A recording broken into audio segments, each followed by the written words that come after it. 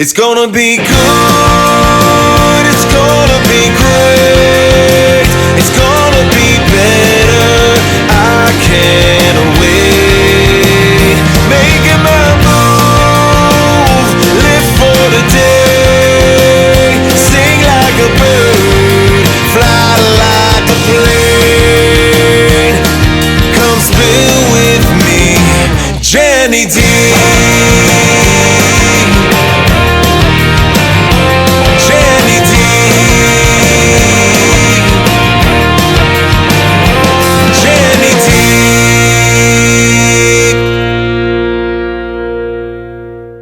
Hello, my beautiful people. It's me, Jenny D, from Spill With Me, Jenny D podcast. I'm so excited for another new episode here. It is August.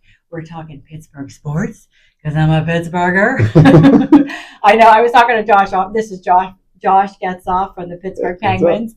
He's a broadcaster and he's play-by-play for the Pittsburgh Penguins. I'm so excited to have you here. And we were talking about, being a broadcaster and how you talk to the audience and just being authentic. But I am just so delighted to have you here today. Yeah, I'm delighted to be here. This is awesome. When you reached out, I was happy to jump on and talk a little bit about everything going on with the Penguins, but also tie into your Pittsburgh sports theme and just the journey around it. So excited to be here. I love it. It's funny because it's the people behind the scenes that a lot of people don't know about. We always talk about that.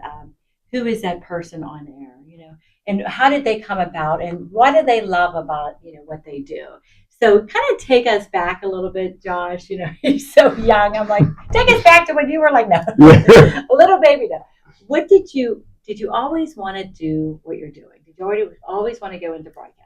Yeah, well, to your point about being young, I did just get ID'd at the liquor store like 3 weeks ago, so I'll take that. And I was like, I'm 36. I mean, I'll take it, but the summer tan probably helps with that. You look really young. Yeah, I'll take it. But I started really on this journey, I think, when I was probably 10 or 11. I grew up playing hockey at pretty high levels. It was actually a former Penguin, Eric Tangradi, who I grew up playing with. We both grew up outside of Philly, which I'm sure we'll get to. On a couple teams there. And Eric and I were on the same line for a bunch of years. Then Eric started getting invited to play on teams that I didn't get invited to play on. And before I realized what was going on, he was on a path to playing professionally. And I was like, I'm playing on good teams. I'm seeing good opportunity, but I don't know if I'm going to be making the NHL anytime soon. Aww. So my first thought at that time, which I don't know, looking back on, I don't know how a 10 or 11-year-old would process that. But my first thought was, how can I be able to be around sports and be involved in sports? And obviously I was going to still play because I was young, but not be the person in the sport. So sports broadcasting and sports journalism really came to me pretty easily. I just immediately enjoyed it. I think as a sports fan, and again, I'm not that young because I still remember newspapers when they were the hard copy that you ran down the end of your driveway to pick up in the morning. And that's what I would do. When I was younger, I would go down, pick it up, sports page front to back, which I know is not uncommon. Like, you talk to a lot of guys that are in this broadcasting industry today that are around my age or even older, and that's what they did. Because that was kind of how we started our love for getting into sports journalism, and it was reading the stories, reading the box scores, looking at the standings every day. Again, like, this was before I'd be able to wake up and look at my phone and see what the latest was. This was how I got it, especially as a young kid. And I would watch. It was exciting. Oh, it was to great. Wait for it to come out. Like, what's going to be in the paper today? Yeah, and like so many of these writers here in Pittsburgh, where I grew up, there were writers that seemed larger than life because you saw their little headshot and you read their article, and it was like, oh, well, this is, for example, one guy that jumps out is Tim Pinocchio, who I used to read all the time, was one of the hockey writers in Philadelphia. And whenever I'd see his headshot and his name, I'd immediately read it, whatever it was, because it was like, oh, this is what Tim has to say. And, Tim may have written that half asleep the night before at 9 p.m., but to me it was like gospel when I was reading it in the morning. So that's kind of how I started to begin to become interested in it. And then watching the games was when I really realized, wait a second, like, the person who's doing the broadcasting, that would be cool. That would be... I like writing. I love, photography. I love storytelling. But to me, play-by-play is the ultimate storytelling because you are literally narrating a story live as it happens. Yes. And that's interesting. Yeah, so that to me is something that I've always had an interest in. Yeah. Well, that's the thing. Like, and going back to that, like with playing hockey, it is so different now. Like, maybe when back in my day, I hate saying that, but I don't think hockey was as big here in Pittsburgh for kids like growing up because I know, my brother didn't play and things like that. But then all of a sudden, it just like blew up, right? And then you're starting in like diapers. You're in skates and diapers, playing hockey, right. And then you get on these teams. I have a friend that her son has been traveling and living abroad with other families and really getting into the hockey. Loves it, and I'm just amazed by hockey. Yeah, I mean, the love for it is you can tell it's there. I mean, you're getting up at. Crack at dawn, and you were getting down there, and you're getting your skating on. Is that Did you like so enjoy it? Huh? Yeah, I have 2 young boys, and I'm not forcing it on them. But there's a part of me that hopes at this time on like a Saturday, I'm 8 coffees deep watching them play. How old are you? 4 and 1. So still a long runway in front of them. But you could get another year or so. Yeah, right. But the 4-year-old is definitely starting to show a little bit more interest. Oh, I love that. But yeah, to your point, I think hockey is, and I can't really speak to it. I played baseball growing up. I never played football. I never played basketball. I know they have tight-knit communities within both because I have really good friends that play both. Right. But as an actual person that was playing in it, I can only speak to hockey and baseball. And to me, hockey is it's such a niche sport. And a lot of that is accessibility, which is unfortunate. But it is such a niche sport that I think the people that are in it and really passionate about it, whether they're same, background type of stuff is irrelevant. It's just the sport itself that they all kind of bond in.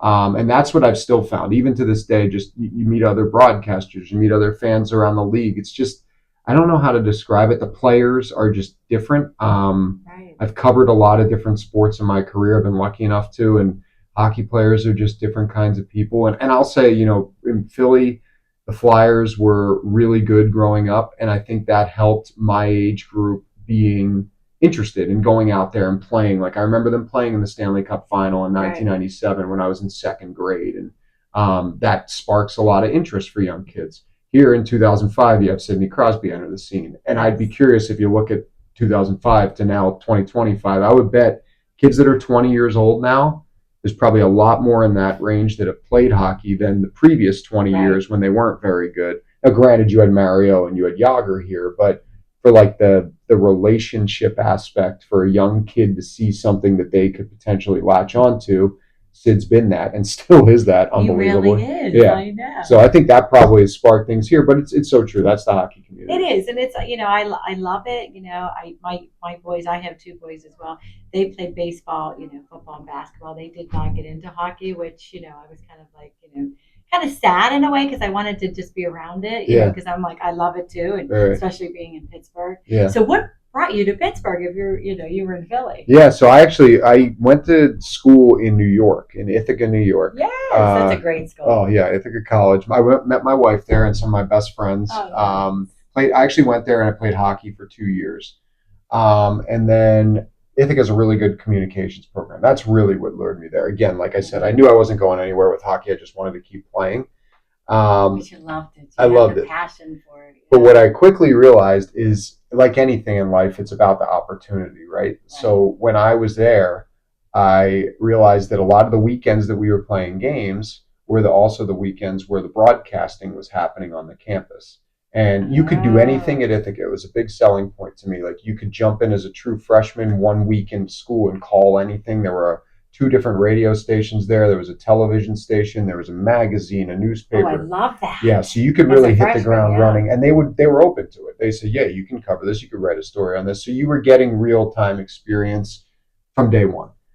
I did some of that, but I didn't do as much as I would have hoped out of the gate because I was playing. Right.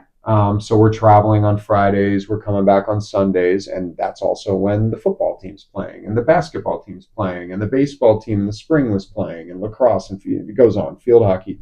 So all those games that I could have been potentially broadcasting and covering, I was not doing. Now, with that being said, I don't regret playing hockey there, but it kind of dawned on me when I was a sophomore that if I really want to dive into this broadcasting thing, which is really the reason I chose Ithaca, I probably should step back from hockey. Right. That was hard.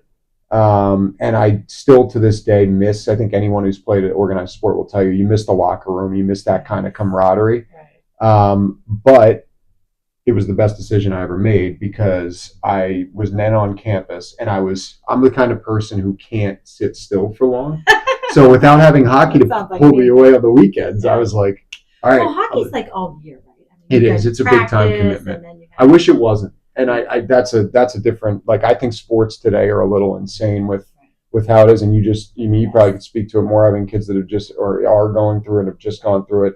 Like, I'm kind of dreading that mentality that they have to be on a one-way path and you got to commit all these hours, because I think that takes away from just the innocence of growing to love a sport. Yeah, my youngest, he's going to be a senior at Peters, and he's the quarterback for the football team, and he just quit baseball. Yeah. He played baseball forever, and he just quit this spring because he wanted to focus on football. So yeah, like when you do a sport, sometimes you have to just focus on that one sport, right? Because it is a lot, because you're training all year round, and trying to be the best you can for that certain sport. Yeah, and you do have to make those decisions. Like, I did the same thing. I quit baseball for hockey when I was in high school, and I just think about kids now, but I'm sure your son, when I was younger, or your sons in general, like, it's, you play soccer, you're playing t-ball, you're playing, basketball, all these kind of different sports, to just like, okay, what do you like? What are you into? What do you latch on to? And some things you do, and some things you're like, I'm never doing that again. But I think that's so important for young people. And for me,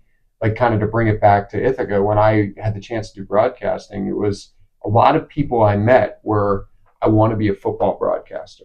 I want to be a hockey broadcaster. Now, I always wanted to be. You had to have a niche there, like you had to have a. But they maybe would pigeonhole themselves into saying, like, well, I only want to do this football game, or like, I only want to do these basketball games. Because that's what I enjoy talking about. Right, and to me, I was like, I want to broadcast. So, like, yes, I want to do hockey. That's my end game. But I want to, if there's a field hockey game happening, sign me up. If it's girls volleyball, sign me up. If it's, lacrosse, I'll try it. I've grown to love lacrosse, but I had no idea anything about it when I was going to college. Did you have to do the play-by-play, or were you more just talking about this? Because how do you know everything about each sport? And that was the big thing. We had to do the play-by-play. I called wrestling. If you asked me to do wrestling before I went to college, or since, by the way, I would need a big-time study session before I did anything.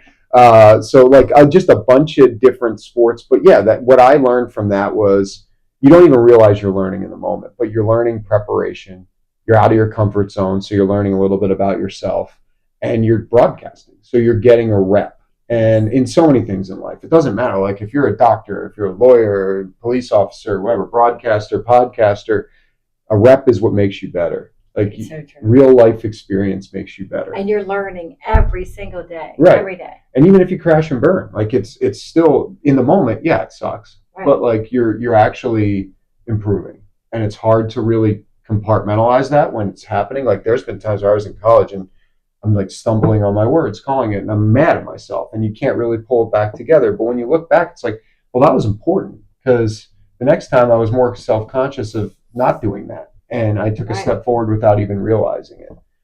Because your brain is working so fast, because you're thinking about the next play and you're already talking about the one that just happened. For sure. And like, and the games are going so fast. Right. Especially hockey. Right? Oh yeah, hockey's a workout. But in a way, it's the game I'm always been most comfortable with, because I played. So the speed to me has never been intimidating, because I don't know if it's because of how I played or just how much I've been around it and watched it and observed it, that I can anticipate things pretty well when they're about to happen, because you kind of see plays developing, especially of just watching thousands of games over my life and calling hundreds. Like, I don't have the fear of being behind the play or anything like that. Now, with that being said, there's still those occasional moments where it's like boom, boom, boom, boom, boom, and for TV it's great, because I just kind of need to say who scores. Right. Like, I don't need to say pass, because you can see it. But with radio, that becomes a challenge.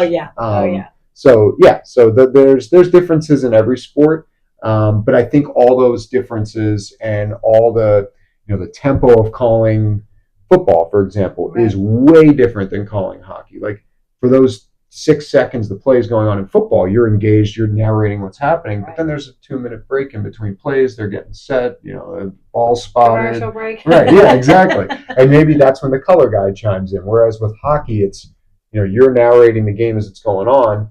Puck gets cleared out the center ice. There's always this conversation where between the blue lines is the sweet spot for the color guy. So I kind of lay out a lot when it's between the blue lines, unless the play necessitates me talking. And I'll lay out, and if it's Phil Bourque or Colby Armstrong, and they jump in, they know that. Like we've. Well, how do you not interrupt each other?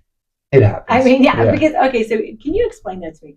Keller, the person who's doing, and so Pittsburgh, Keller. Well, when you go down to PPG, the Keller guy, and then the play-by-play guy, and then the announcer. Is that how many there are? Like, is there 3 different, or is it? Yeah. So there's usually, with our broadcast at least, we have myself on play-by-play.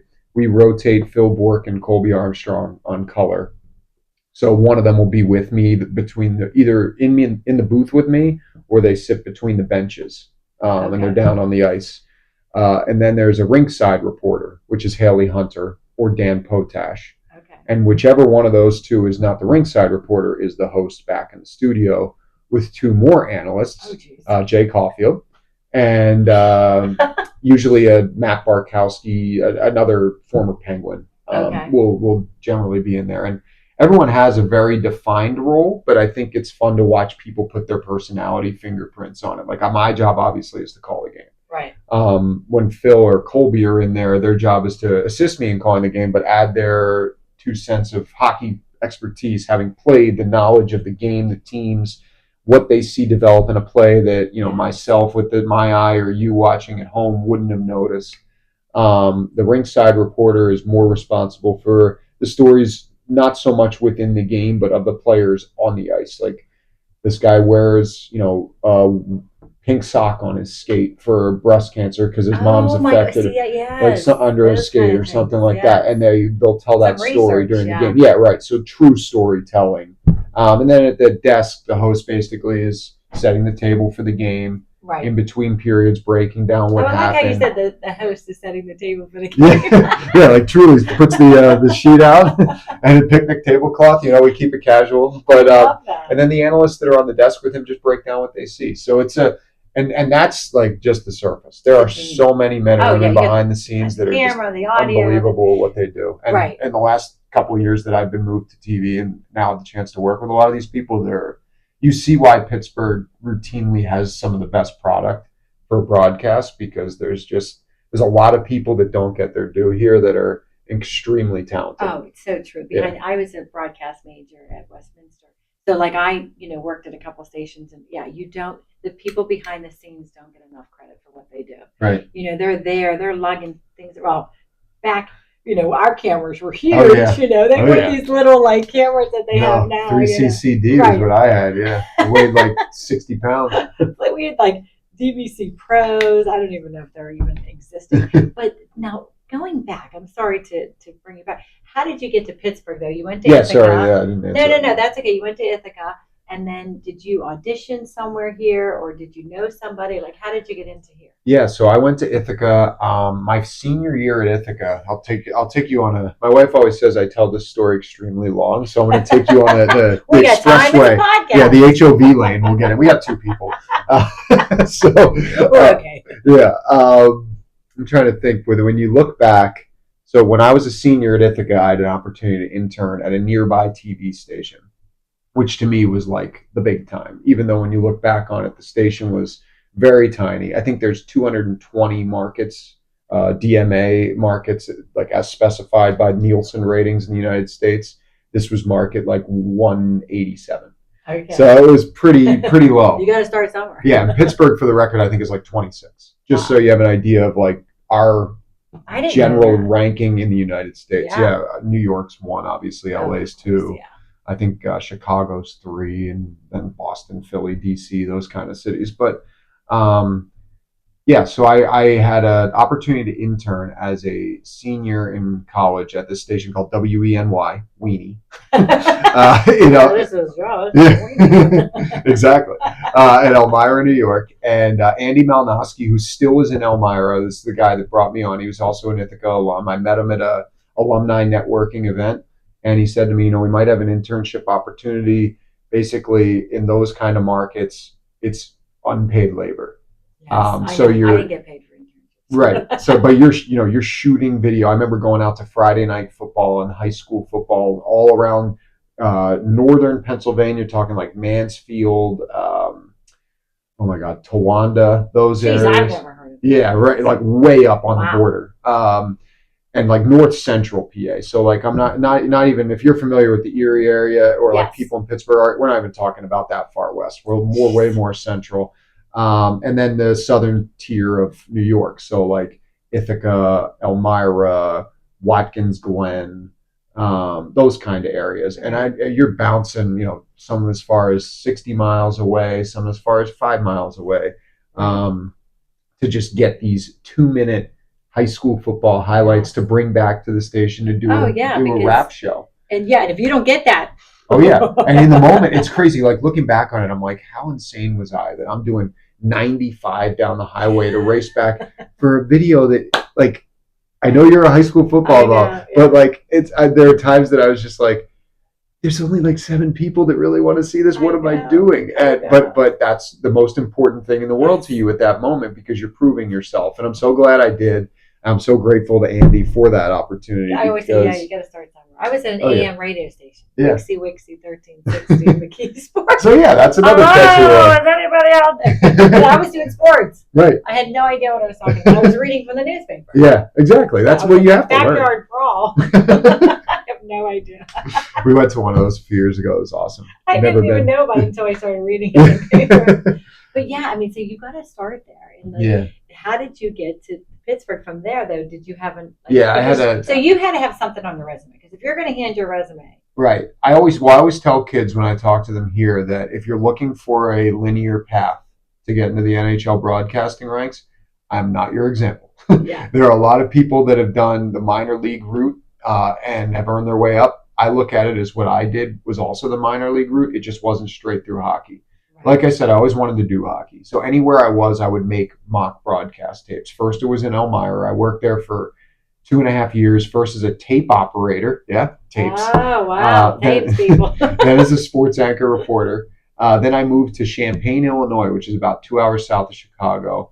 I had the opportunity to run a sports department there and do University of Illinois football and basketball, which is big time, Big Ten. Oh, yeah. It was going to Michigan, Ohio State, Nebraska, Iowa, Penn State. Yeah, we were playing all those teams. So that was fun. Teams weren't very good, but that was also a learning moment, because you learn how to story tell when it's not all easy and everyone's having a good time and winning and everything like that. So that taught me quite a bit. And while I was there, I started doing more demo stuff as much as I could hockey-wise, putting together hockey reels. All the while sending out stuff to teams, just saying like, hey, this is where I want to be. I'm enjoying what I'm doing.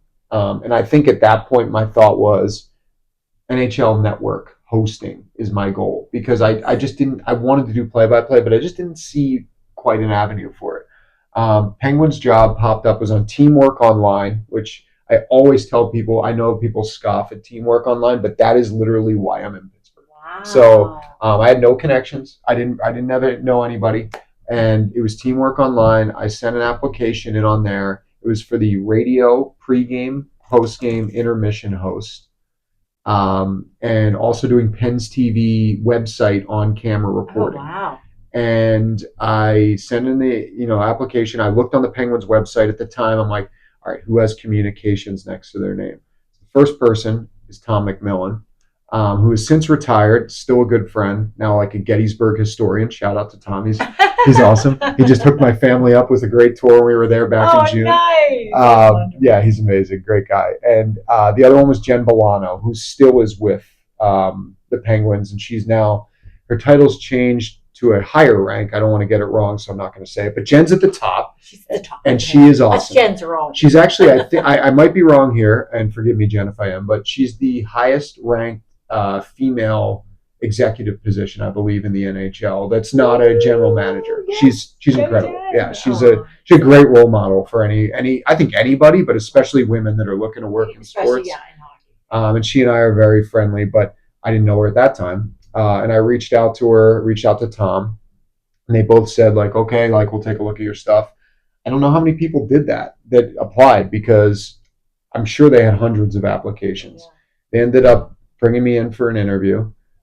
Basically, they said to me, there's one person who's a part of this interview process that if they're not here, if you hear from them because they're not here today, that means we want to move forward with this.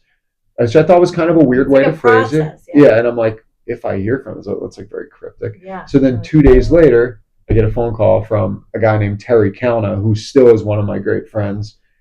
He used to be with the Penguins, then left to go to the Vancouver Canucks, and now is actually in Columbus with the Blue Jackets doing some consulting there, and does some stuff with USA Hockey as well. So, but he called me. He's like, I heard from everybody. You're the guy I got to talk to. No way. So yeah, You're talk so to him. excited. Oh, I was fired up. And it's funny because so many of my friends from home were like, the Penguins, dude, like what?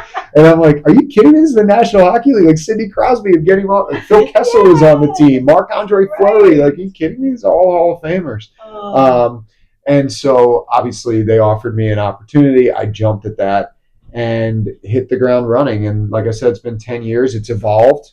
I was really fortunate to come in at a time where the Penguins played two of the best seasons in recent memory, where they won the Stanley Cup in back-to-back years. Right. But I think that was, also just excellent in the sense that everyone was at their peak, and I got to be a part of that, and I saw what it was like when it was the most well-run machine in the NHL, and the standard that still is. I think there's still a level of people that attach themselves to that. I know I do, just because I've seen it. And it's hard to believe this year's the 10-year anniversary of that 2016. I can't believe that. That is like, I didn't even realize that too. And I, as a Pittsburgher, I feel like the Penguins, and like you were saying, like the names like Martin Lemieux, like, those were all the names growing up with me. Yeah. That's all the people I know.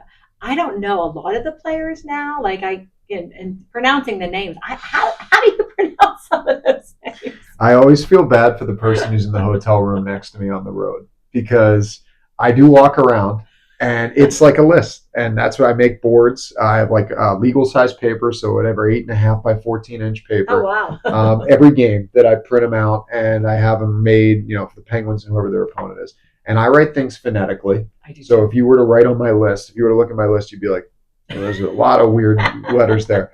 Like, for example, last year the Penguins had a defenseman named Matt Grzelcyk on my list. His name is spelled Grzylek. Oh wow! So I wrote it on my sheet, Grizz dash Lick, because that's how you say his name. I would do it. So there's no reason to look down and be like, what the hell is that? Like, so that's actually, it's funny, on SNL a few years back, Chance the Rapper held up a jersey with Grzelcyk on the back, and he's like, and how do you say this? And like, he was on the Boston Bruins at that time, but it's always been like a running joke with his last name that it doesn't match what you see. It doesn't. But there are plenty of guys like that in the NHL, and you learn as these Scandinavians come in, like the Finns, the Swedes, things are pronounced differently. Like our one of our young goalies, Blom Kvist. So some people were like, is it Bloomqvist? And he's like, no, it's Blomqvist. So you have to be precise, because the way I always look at it is people are watching that are his family and friends, and you don't want to offend. So I always go to the player if I have a question. But that's, to my point about the hotel room thing, is I'll walk around and be like, number 2 is blah, blah, blah, blah. Number 3 is blah, blah, blah. And that's how I get ready if I do my mental reps. So you have to do the lineup too.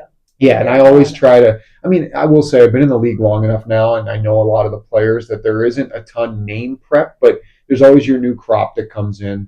When the Penguins get new players, there's always that like added emphasis, because not that I want to get players' names wrong on the other teams, but if you're seeing a guy for the only time in a season and you mess up his name, people forget about that. Not that, like, I hold myself to a higher standard than that, but people forget about that. But if it's a Penguin and you're saying his name incorrectly, it's a bad look. Yeah, and I take that seriously. And I totally, I understand. Like, please, my mispronounce. When I see a name, like your name is a perfect name for hockey, like Josh Getzoff. Like it's like the perfect name for hockey too. Right. And it's just like, my last name's Delicia. People call it Delicia.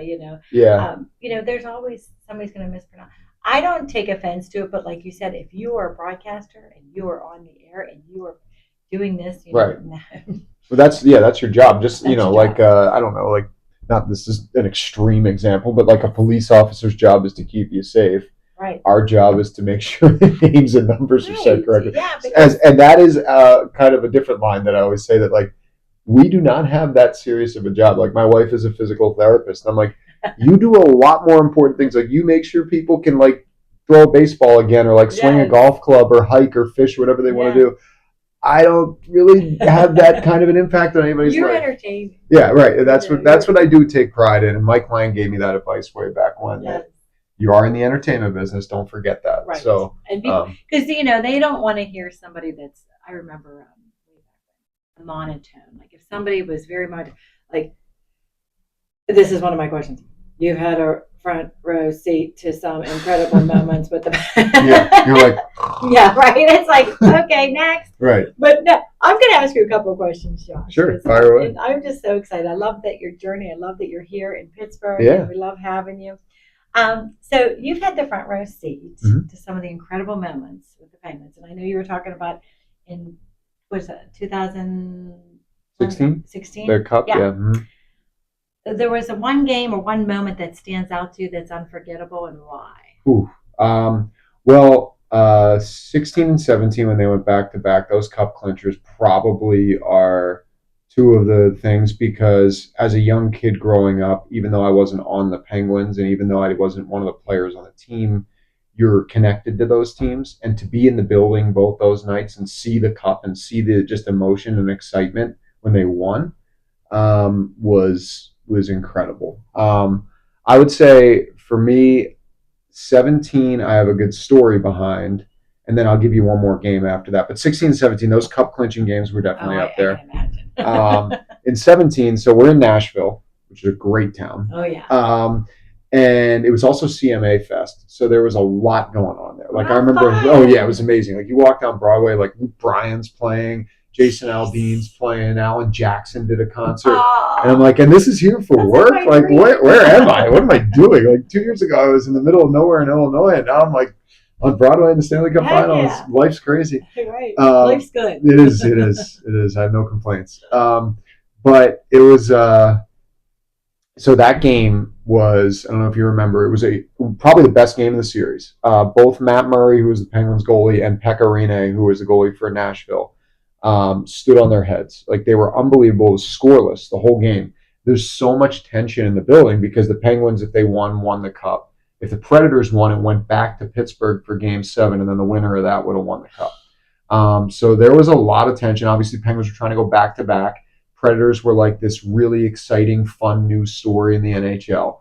And the little wrinkle is Patrick Hornquist, who was an original Predator and got traded by them to Pittsburgh, ended up scoring the goal with like 2 minutes left that ended up being the cup winner for the Penguins.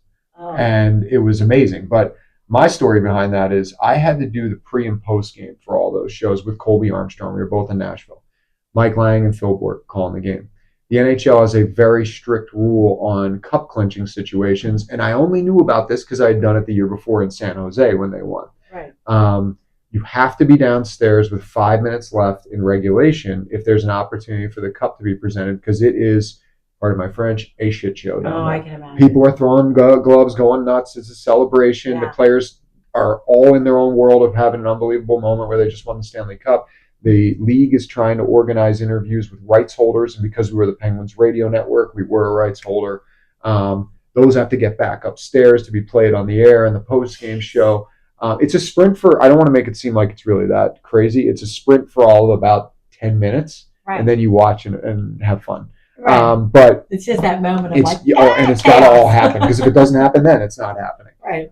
So a guy from the NHL, who I'm still very friendly with, and we talk about this from time to time, is texting me going like, Josh, where the hell are you? Everyone else is downstairs. I'm like, I have to host the intermission. If this game goes to overtime, I can't get up and down in time. It's like a 10-minute. Somebody's got to be there. Yeah, it's a 10-minute drill to get down there. So, tick down for 5 minutes left. He's like, where are you? I'm not down there. 4 minutes. You got to get down here now. 3 minutes. Got to get down here. And I'm like looking at the clock like, I'm just not going down. Because at that point, I'm thinking we're going to overtime. So I'm like, there's no reason that I'd be going downstairs right now. Less than 2 minutes. I'm like, kind of like, this is crazy. They may win the Stanley Cup in overtime if they score here tonight. And they essentially did because of how late they scored in the game. Yeah. Then Hornquist scores. And I remember seeing that go in. Hornquist like going like this on the ice. And I just grabbed my recorder, ripped off the charger that was in the side of the wall, and sprinted. I'm just running through the concourse of Bridgestone Arena like 100 miles an hour. And this guy's calling me. He's like, get your ass down here now. We got to do this interview. And there's like a minute left in the game. So I hit the elevator button. No elevator. I'm like, okay, I'm on the top floor of Bridgestone Arena. I have to get to the Arena Bowl. And I can hear like that they're announcing the goal. So like the game is restarted. But then I hear another like, which is the Penguins' empty net goal, which was scored by Carl Hagelin. So at that point, it's over. The Penguins are going to win the Stanley Cup again. Yeah. So I'm in like the 4th floor stairwell when that happened, but I had the radio playing, thankfully, so I could hear the Nashville radio. It didn't sound as excited as we were. Of course. They're like, Carl Hagelin has scored, and the Penguins are up 2-0 with 30 seconds left. So I'm like... And this was late at night, wasn't it? It was probably about 11 o'clock local time in Nashville. It was later than that. No, it wasn't terrible. It potentially would have been if it went to overtime. Yeah. And then I got down there with like 15 seconds left in the game, running down to show the security guard. He gives me, the guy's like, this is unacceptable. I'm like, just set me up for the interview. Stop talking to me. And so he lines me up with the other rights holders. I'm sweating. Like and Nashville in June. Hello. I know. It's about 195 degrees on a good day. And the building was cooler, but still, like you're coming off of being outside where it's hot. And I get down there and I'm soaked. Come onto the ice. I remember Trevor Dale, who actually was the first guy to get the cup from Sid the year before in San Jose because his mother had passed away from cancer. He's the first guy they pulled for me. And we had a really emotional conversation. I kind of blacked out because I was like so sweaty, but also trying to like catch my breath and sound composed. And we had a emotional conversation about that. I had a couple other guys come over. I go off the ice. This guy was distracted. It was mad at me. So I was like, this is my time to duck out of here. I stood up at the top. Those interviews are all done before the cup is presented, by the way. So like you have some time to regroup. The guys are all celebrating, hugging. Go upstairs again. Mike and Phil are doing their wrap up on the broadcast. But as I was coming around the corner, they were starting to do the cup presentation. So I just stopped and I have somewhere on my phone just this angle from one of the end bowls at the arena of Sid after he got it with the cup in the air and his leg kicked out underneath him. It's a famous photo from closer, but I have it from like the full. And you can see, if you didn't know he was happening, you wouldn't be able to tell, but you can kind of see him. The teams all kind of got their hands in the air. It's one of my favorite pictures on my phone. And I get back up there, audio plays, nobody listening back at home and in their cars had any idea that any of that happened. So that was a fun story. And then the other one I'll keep a little bit less long-winded. But it's so fun though, right? Yeah, the last time the Penguins were in the playoffs, which is hard to believe, 2022, Game 1. They lost in Game 7 in overtime to the Rangers. That's how they were eliminated. But in Game 1, this was the first time I had truly done a playoff series solo because Mike was half retired the year before, and this was the first year he was totally retired. And it was Madison Square Garden, middle of New York City, New York Rangers, first game of the playoffs. I mean, obviously so jacked. And it's exciting. Oh, my God, it was unbelievable. I could just feel like the energy was unbelievable. And the Penguins and Rangers played a great game. It went into triple overtime. So we're talking like 1:30 a.m. New York City time. And I might have been thinking about that. John Marino was at the high point, took a shot. Evgeny Malkin was in front of the Rangers goalie, Igor Shesterkin, and he tipped it. It trickled past Shesterkin and in. Penguins won. And I don't know what made me say it. I was thinking to myself, I should have something to say, but I'm like, how am I going to know? Like, it's triple overtime. I'm just like trying to make sure I see the goal at this point. and he scored, and I just said, like, slap it on the Broadway marquee. The Penguins take game 1. And it got picked up by everything. And I always think, like, man, it's too bad the Penguins didn't win that series because that would have had more legs. Yes. But it just kind of died when they got eliminated. You But had everyone your was own like, little tag. well, and everyone was like, where did you come up with that? I'm like, I have no idea. I didn't even think about it. Like, what did I say? I don't even remember. But I just remember walking to the rink that day, and I saw, the marquee outside said Pittsburgh Penguins, New York Rangers, Stanley Cup playoffs game 1. I'm like, this is big time. Yeah. Like, this is cool. And I don't know, maybe it was that. It comes to you sometimes. You just think of something like witty, and all of a sudden people are like, hey, I like that. Yeah. So those are probably the two moments really stick out. Yeah. And, I know we talked about, people dreaming of being a sports announcer and their journey and stuff, and, to follow. But, you did say, like, look into, what was that, teamwork online? Do that, get yourself experience. Sure. Never say no. Don't say no. Get involved. Start at the, you want to work the camera, you want to work tape. There is no tape anymore. Yeah, that dates me. I know, right? It's like, nobody has that. We pre-record things, back then. And, now everything's just live. But now you spend countless hours with the team on the road and behind the scenes. What's something about the Penguins organization or the players that fans might be surprised to learn? That's a good one. I know. I would say that at the end of the day, even though they seem like they're different because they're professional athletes, these guys are very normal. Like, when there's an NFL game happening on a Sunday and we just happen to be on a flight back, the whole plane is watching the games, and you can hear people. Doesn't matter if you're in my seat or in Sidney Crosby's seat. They're like, "Whoa!" Like, they're guys. Yeah. Like, they're regular guys that just happen to be unbelievable hockey players, and are playing at the highest level. But I would say that that's probably the biggest thing, is that they're more relatable than you think. They have more money than us, of course. Right. But they don't act like it. No, and they live different lifestyles because of that to an extent. But their interests aren't that different. Like, they like golfing. They like watching other sports. They have their favorite athletes too. They have their things they think are cool. They have all the things that they, and that's the thing about, I think we put people on, not the pedestal, but, we see them as, oh my gosh, they're just regular people. Yeah, and I think too, when age's perspective too, like, so when I first started, I'm 27, 26, like, it's intimidating. But now when I really step back, if there's ever a moment where I'm like, God, I'm kind of intimidated, and you still get that when you talk to Crosby or guys like that, but they can also sense that, I think, and it doesn't bring their truest self to you when they talk to you. And I realize, like, I'm 36. I'll be 37 in October. Like, I'm the same age as these guys. Right. Granted, we're in different worlds, like, as far as what we do, but we're connected with the same people we're working for. And you're passionate about what you do, and they're passionate about what they do. Right. And it all comes together. You know? And you find common ground. Like, and it just ends up being a little bit of a more normal relationship than being like, whoa, that's Sidney Crosby. It's like, whoa, hey, Sid, like, I know you really enjoy doing this. I just did this the other day. Have you had a chance to check this out, type of thing? Right. So, and it just, you talk about hockey, of course. There's a need for that because of the job. But I found that making them real people is the most important thing in the world. And then also, Mike Lang's tip that he gave me a long time ago is, he's like, you got to make them laugh.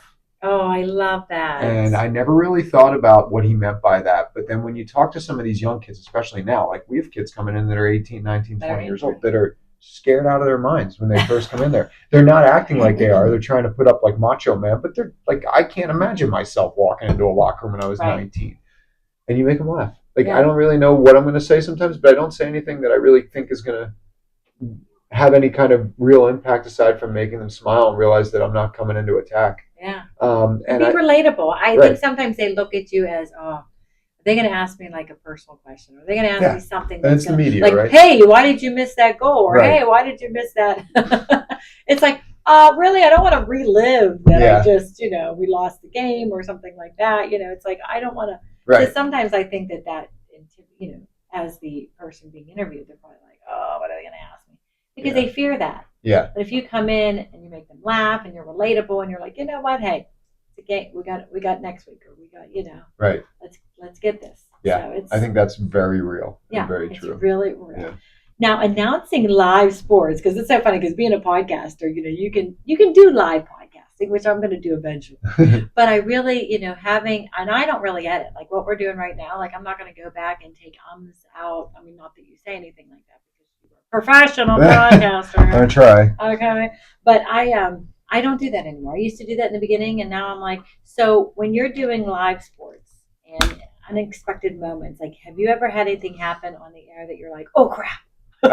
Yeah. So actually, this past year, we were Woo! playing an afternoon game against the Islanders. I was doing the game with Mike Rupp, and everything's normal. So basically, how we do our broadcast is we do a dress rehearsal at about 6:45, and then we come up live at 7:00. So we do our dress rehearsal, run through all our elements, our graphics, what we're talking about. Boom, everything's good. And starting to do our regular live, like our producer's counting us down, and we're going to come on in 10, 9, like he does every game, 8, 7, and I just hear in my ear, and everything went black. Oh no. And Oh God. I'm like, hello, technical difficulties here. I'm like, okay, but I look down the line and I see all the camera guys kind of being like they all went out. And the truck apparently had some sort of electrical shortage and malfunction with like 3 seconds before we were about to go on the air for the game. No. So they, I can't imagine the panic that was happening in the truck. And I just remember, I don't know who told me this, but it was like, you can't give off the vibe of being rattled or like, annoyed. Oh my gosh. So I don't know why I chose to do this, but I just decided to stand there and stare at the camera. Because I figured at some point they were going to say, you're on. We're back on. And I didn't want to be like looking over here or like talking to somebody and be like, oh, hey. So I'll just be like, I'm staring. And even if it's like me staring and being like, hey, welcome back. So I'm just staring. And I got a phone call from my producer, which I assume meant I was not on the air. And I lift up my thing. I'm like, hey. He's like, hey, our truck's totally out. We're working to get it back on. Where are you? I'm like, I'm standing in front of the camera. He's like, okay, good. Don't move. Like, just stay there. You'll hear me in your ear when you're on and actually back on TV, but we're going to just put up the technical difficulties sign. We're going to let this roll out. So I'm like, okay. And then apparently at some point while they were getting everything back up, again, you never know when you're on. Yes. I was popped on live TV and I was just like this, like just kind of like, didn't move. Hello. And I had people texting me. They were like, you were just on Sportsnet Pittsburgh for like 5 seconds, just staring aimlessly into the camera and like not doing anything. And I'm like, yeah, I don't know that we're on the air. But then I was kind of just like, I'm not moving. I'm not going to do anything. After I got those texts, especially, shout out to the Apple Watch for me being able to look down and know that was happening. But I was like, what is going on here? This is crazy. And after probably 6 or 7 minutes into the game, we finally got it back up. And it was fine. And, I think that, would it have been anything crazy if I was laughing or something like that? Probably not. No. It probably, in a way, makes you a little bit more relatable, right? That you're just kind of screwing around. But I didn't want people to think. My thing was more that I knew what was happening in that truck because I've been on the other side of it. And I knew it was chaos. I knew people were panicked. Like, this is our job. So our job is to do your composure. You wanted to be like, you know what? I'm good. I'm the one that people see. Right. So that's always my opinion. Whether I agree with sometimes what's happening or not, or whether I myself am flustered or something like that, for that time that I'm actually in front of the camera, I'm a representation of everything that's happening behind me and in my ears. So I got a job to do. Right, I got a job to do. So, and then once the game started, everything, I'm texting back and forth while we're calling the game with my producer, just be like, everything okay? He's like, yep, we're good. Keep working. Just call it like normal, and we'll go from there. So that was kind of what happened. And that happens. Yeah. I mean, things like that happen. It's like, what are you going to do? You're not going to be like, oh, you can't do anything. Yeah. So, Pittsburgh Sports, our fans for all our sports teams here in Pittsburgh are just so passionate. Yeah. We just love our sports. Being a part of the city's sports legacy, what does that mean to you, personally? It means a great deal because this place has become home. that's part of it. It's not like, I think in our world of sports broadcasting, especially nowadays, it's, where can I jump to next to get the next opportunity? It's hard to really find roots in a place. Not that you're even looking for it. You're more looking at the job than the place. You're like, oh, this would be cool. That would be cool. And I'm not going to lie. When I first came here, I didn't know. Like, I was coming from 2 previous jobs where I'd spent a couple of years, and I'm thinking to myself, all right, I'll come to the Penguins, try to get some on-camera stuff, and maybe I get a job with NHL Network or something like that. But as I've been here and as my role has evolved and I've gotten play-by-play opportunities, and that's kind of been the path that I've gone down. I mean, since we moved here, like, my wife and I have gotten married. We've bought a house. We got a dog. We got 2. We have 2. We didn't get 2 kids. We have 2 kids. It just appeared. Yeah. Sometimes I wonder, but they are now part of our family. Like, and anyway, we have our own little community. We're in Lawrenceville, but she has a great work environment. We just actually on Sunday with one of her coworkers' houses, and they had a house party, and I said that to her on the way home. Like, we're both like really lucky that we're in a space where she came here because of me, and I admit that full-heartedly. But like, we both are in a space where we found people that we like, and we have friends that are people that we didn't know before we moved here, and communities that we've become parts of. You made this your home. Yeah, exactly. So, yeah, it means a great deal to me to be like part of the broadcasting tradition here because it's so rich. Like, I mean, you go back to Myron Cope and Bob Prince, and then obviously Mike Lang and Bill Hillgrove. And then, to be in that group, let me rephrase that, to be part of the broadcasters. I'm not in that group. That's an upper echelon that I have not touched. Oh, you're getting there. But those guys are the cream of the crop, Pittsburgh legends. And I'm honored to be able to call the same team. Right, yeah. The way I look at it too, though, is like they're the guys for a generation, right? Right. So Greg Brown, I would throw in there too, doing the Pirates now. Like, he's been here for 30 years, and talk about looking young. I don't understand he's got to be in his early 60s or late 50s, and he looks like he's 30. He does. He really does. But he's been here for a while. Obviously, Joe Block's done it. I think he's coming up on 8 or 9 years now with the Pirates, and he'd been doing MLB previously. So I love that. And Rob King doing the Steelers, who took over for Bill Hillgrove. And Rob is also a guy that I'm very friendly with. I do stuff because he fills on Penguins for Sportsnet Pittsburgh. He's top-notch guy, obviously great broadcaster. So I just think that this city, for not being the biggest, it has the biggest feel when it comes to sports. It really does. And it's complemented by some of the people who call the games. And just to be a part of that's really special. It's a family. Yeah, it is. Everyone knows it's everybody. It's not like we're competing. I always think about that too. Even in the podcast world, there's so many podcasters out there. But there's so much room out there for all of us to kind of share that airspace. And I so enjoy it. And I just love having you. I'm so glad that you're here in Pittsburgh. So glad to be here, yeah. Your beautiful family's here. And I mean, this is definitely, I traveled around too, but I always came back to my roots. Yeah.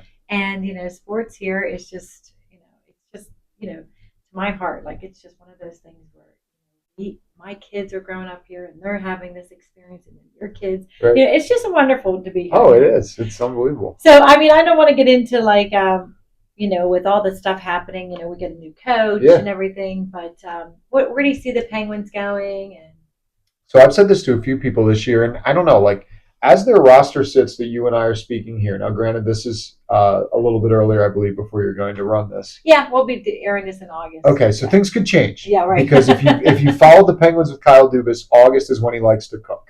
That's when he likes to make a couple late trades that you're like, oh, or from my perspective, I'm like, come on, man. Allergies. I don't mean to interrupt. Like the way he cooks. I love this. That's when his recipes are their best. Like for me, it's like I always look at August and I'm like, okay, this is a time where generally the league shuts down a bit. Like July's super busy, June's the draft and the Stanley Cup final. Obviously the season's the otherwise. August is usually like the month where nothing happens. Except since Kyle Dubas has come to Pittsburgh. That's when he's made some of his biggest trades. 2 years ago was Erik Karlsson. Last year he didn't make any huge trades, but he made, the trade that brought in Cody Glass, guys like that, depth guys in the lineup. So I wouldn't put it past him. But to me, the way the Penguins lineup looks right now, the forwards, they're trying to usher in a new era of Penguins hockey and bring in some youth. I think this forward group is too good to do that. I don't think they're good enough. I don't think they're good enough necessarily to contend for a Stanley Cup or anything. I'm not talking like crazy like that. But I don't think I don't want to use the word bad, but I don't think they're weak enough to be a bottom tier team in the league. Now, defensively, they have their issues. Goaltending is going to be the biggest question mark for them. Kyle Dubas did go out and get another great name that we have to learn how to say. Yeah. His last name is pronounced Silovs. Pronounced Shilovs. He's a Latvian. Oh, so gosh. Arturs Shilovs is his name. He and Tristan Jarry, as it stands right now, are presumably the two goalies on the Penguins roster. But there's all these conversations about will they keep Brian Rust and will they keep Ricard Raquel, and does it benefit the team in the long run to have those guys here, even though it, of course, benefits Sidney Crosby and it benefits us from calling the game that we have some fun guys to work with. But I don't know. It's hard to say. It's hard to say exactly what's going to happen, but I would be shocked if, as we sit here right now, you can mark this down, that the roster is the same. Right, the roster is the same here as it is on opening night. I don't think that's going to happen. And obviously, Dan Muse, new head coach, had the opportunity to spend a little bit of time with him. And I know a few people who know him really well. And what I've heard about him is, first of all, he's a very I say this as a slender guy myself, but he's a very slender guy that's bald, and his voice does not match what he looks like. So if you have not heard him speak yet, when you do, you'll be like, I only saw pictures. Okay. I haven't heard him speak yet. You'll be like, whoa, that's not quite what I was thinking. But it's a commanding voice. He's got that kind of deep baritone voice, and he's got a lot of experience working with some good teams. I just coached the New York Rangers as an assistant coach for the last couple of years. He's worked with USA Hockey. I think that he's a good development guy for some of the young players they have coming in here. But I think he also realizes this is an opportunity for him to be a head coach in the NHL. Don't just be the guy who stays the course. Like, change the course a bit for the Penguins. So I think that's a cool opportunity. And I just also want to say, like, Mike Sullivan is my guy. Like, I love that guy. And I know I'm not alone here in Pittsburgh, especially people within the Penguins. We will miss him. It was time, though. And I think he would be the first to say that. But he and I started the same year, and we did a show together every year. And I'm looking forward to doing it with Dan. I'm excited to get to know Dan more. But Sully was just an unbelievable guy on that show, great guy to work with, and very forthcoming from the broadcaster perspective to tell me and our other colleagues things about, what he was trying to teach within the game and stuff like that. And I look forward to having that same relationship with Dan. But it's a whole new staff this year, so it's going to be different for us. It is, yeah. But in a way, it's exciting because there's something about being fresh. Right, and the spotlight's on them right now, and but we're kind of forgiving in Pittsburgh, and we welcome people.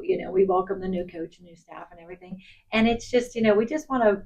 We want to be entertained. We want to watch the games. We want the excitement. We want something to look forward to. I think that's what you want in life. Absolutely. If it's not a sporting event, if it's a concert, if it's anything like that, whatever you enjoy in life, you look forward for that. That's your time to just kind of escape from maybe whatever's happening in your life. Yeah, no, I agree. I think that sports can be that distraction. And I think for us and our jobs, we realize that. And we try to give you that 2.5, 3 hour window of entertainment that Pittsburghers really attach themselves to, and make it, win or lose, informative, fun time to watch your hockey team. Right, because you're announcing, and I'm sure there's times where you're just like, oh man, I can't believe that. Oh yeah, people see me in the booth. I'm in the Captain Morgan Club. I have a lot of fans that see my reactions, and they I think that it makes you real. Right, it does make you. But you're right. You don't want to be. You want to be for the team, and at the end of the day, I am. Yeah. But you also want to be real, and that's the other thing about Penguins fans, and I think Pittsburgh sports fans in general is they are so passionate. Like, I love that it's like a random Tuesday in April, and someone's walking around with a TJ Watt jersey. I'm like, yes. What are you doing? Like, what made you put that on instead of just a regular T-shirt? But that's Pittsburgh. Like, that's the difference here. And they're smart. They care. They're knowledgeable. So if you feed them BS, they know, and they will call you on it. So you got that right. Yeah. So I never have been the type of person that if the Penguins are playing awful, I'm not going to come out there and say, like, this has been an awful night. But I'm certainly not going to come out and say, well, the Penguins are losing 4-1, but they have 10 more shots than the other team. It's like, you're watching at home, like, who cares? They're losing 4-1. The scoreboard's what matters most. So try to find those other little stories. The color guy becomes a little bit more of a factor in that sense of adding more to it. So yeah, because you want to keep people engaged and you don't want them like turning it off. Right. I don't want to watch this because you do want to talk about other things. I mean, I am just so delighted to have you here today. Yeah. I mean, thank you so much for taking the time. You got it. To come here and talk to my audience and of course. Just really fill them in with the Penguins, because I think that you're that person that's announcing and they don't know who is Josh Getzoff, who is he, and here you are today. You know, and we're just so happy to have you. Well, happy to be here. Thanks for having me on Spill With Me, Jenny D. It's very, very catchy. And next time I said I'll wear pink so I can match it. I know. I do have the pink polo. I should have brought that. I was going to say, I need a pink Penguin shirt. Yeah, we got to find them. I think they do some around breast cancer awareness and stuff. So yeah. In October, I'm going to look for that. Yeah, you should. If there's anything else you'd like to say? No, that's about it. One thing I will say is this August, this will again probably be before this is released, but the timetable doesn't change. I ride in a bike ride every summer that raises money for cancer research and treatment. And I know, who doesn't know somebody who's been impacted by that? And it's actually based back in Boston. My wife's family is from there. It's called the PanMass Challenge. They've raised over $1 billion for the Dana-Farber Cancer Institute, the Jimmy Fund. And I'm doing that again, actually, this weekend. Nice. As we record now. Going to bike 88 miles. Wow. So that's what I spend a lot of summer training for and putting the work in for. And then gaining the weight back after I lose it all in the summer. Yeah, right. Eat your Permani sandwich. Yeah, we'll be hitting a few next time I go back here. But that's what I'll be doing, and it means a lot to me. So if you just Google Josh Getzoff PanMass Challenge, you'll find my page. Yes. Send me that information. I will. Because I'll have that all underneath. Thank you. Yeah.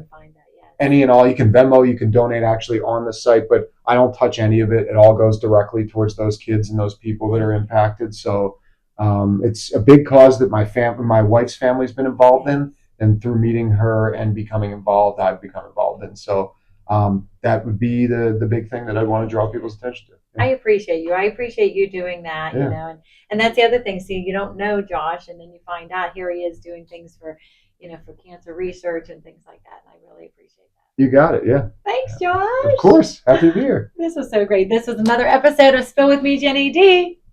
Take care. Come spill with me.